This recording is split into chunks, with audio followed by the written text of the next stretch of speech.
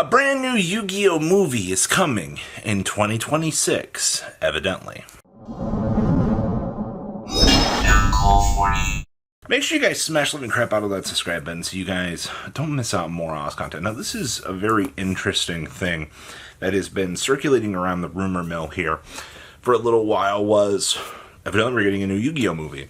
Now, this is interesting developments because, Kazuki, has been gone for a little while now, and that means they've evidently started writing this. From what I was reading from some of the rumor mill. So everything in this video is currently rumor mill. And one of the things, evidently the plot of the movie, is supposed to be based on little Yugi basically having to stand up and become the king of games himself. Now, remember at the end of Dark Side of Dimensions, Atem basically came back to assist Yugi as, his kind of fall and to assist him in the defeat of the last basic evil, Mr. Cubic Dark Lord man himself. And that was kind of the wrap up to, Yugi's story, it felt like. And was it really though? Because we had the end of GX, we had a showcasing of Yugi during GX, and while Dark Side of Dimensions did come out, afterwards, you did have that homage to Yugi / Atem during that arc. So we did get the chance to see a very, very brief appearance from little Yugi during that era. Man, he was, if I recall right, he was quite a swole little lad at that point in time. So one of the other major rumors that was kind of coming from this was evidently there is a grown-up Jaden that's supposed to, take an appearance in this style of movie, which is interesting because, obviously Jaden is technically Yugi's story and Jaden's story are about 10, 15 years apart from each other, technically. So, them lining up with this is realistic that you could see this.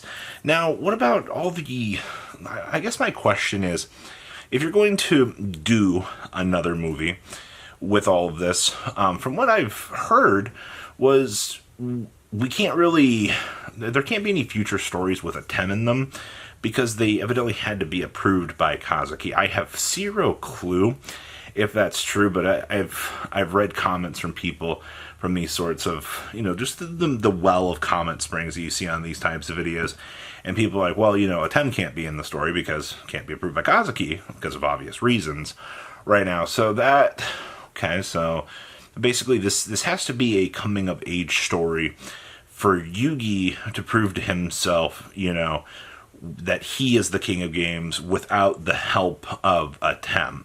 And that is a kind of story that I think a lot of people would want to see. Like, that's the kind of story, because little Yugi didn't necessarily get screwed over, but little Yugi himself, it wasn't until the later half of the arcs, and actually, if you've noticed, as of late in the current iteration of what we've been printing in terms of products with Legacy of Destruction, little Yugi finally got his own cards, Yugi, the Gold Sarcophagus archetype exists now within the realm of things. So typically one of the first things that they can do with this sort of thing is, if we're going to make something like this, create the cards first, all right? We can go ahead and lay the ground base work for some sort of story if we've got the base form of the cards kind of coming out here. So that would make storytelling quite a little bit more interesting out here. I think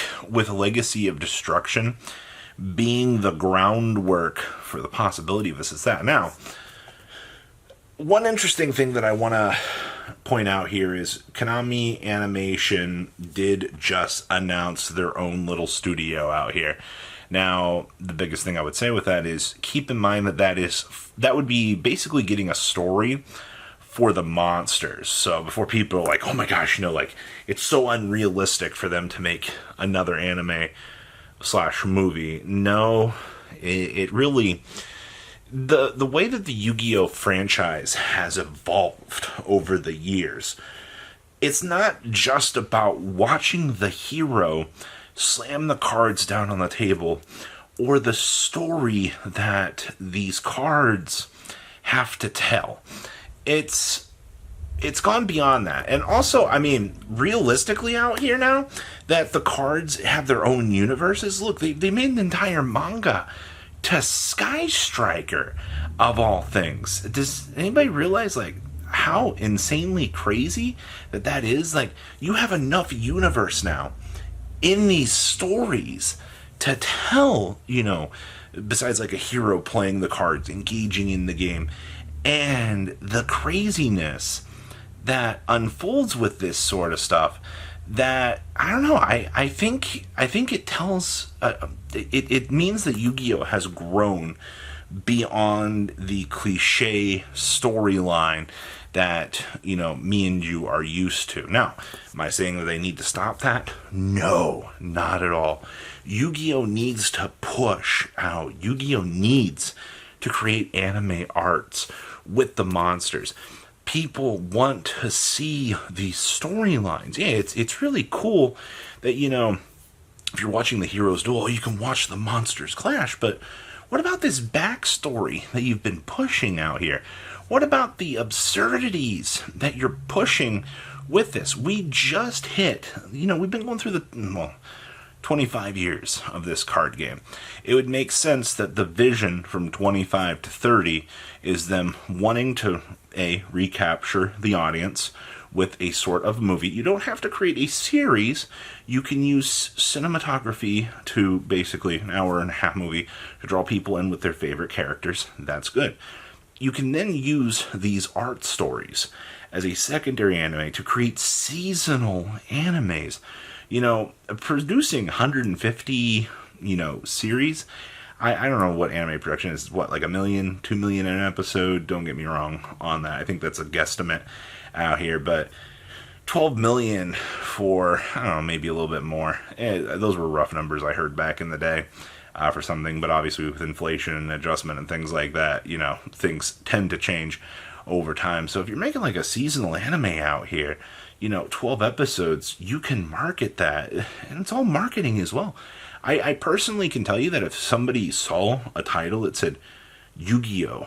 The Animation Monster Chronicles, people would be like, oh, okay. At this point, realistically, I think whatever new story is going to be coming down the pipeline here, if any, is not out of the realm of expectations. I think Konami having the Tokyo Dome event, having all of these voice actors together, was basically them checking, the ability to see if people are still interested in these sort of things.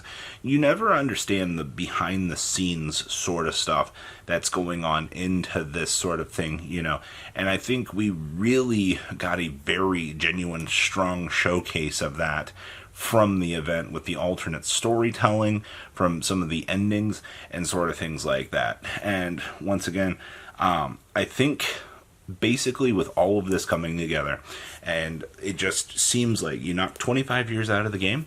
You were able to get all these voice actors together. Konami now has an animation studio. I think Konami has realized that the return of them pushing to expand into the anime genre and the current state of how things are, I do believe Tokyo Dome was a very strong showcasing to see the vested fans' interest in the game and the chance to check that while behind. You've always got to remember these sorts of things always tend to have some sort of secondary purpose, and I think they were genuinely probably impressed with the chance to see the love that Yu-Gi-Oh still has for it and things like that. So realistically, I think we will see a monster story arc probably by 2026, maybe 2027, maybe 2025 actually, who knows.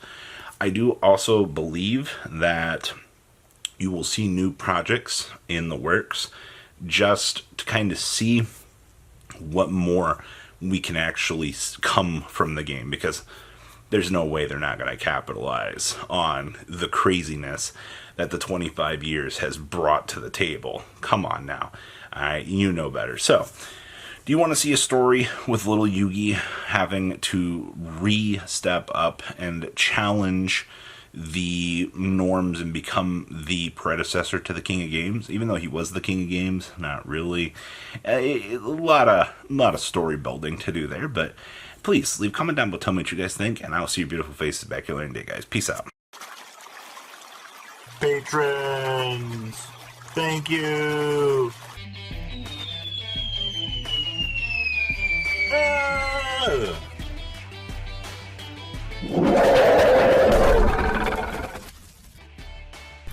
Thank you so much for watching. Check out these other videos.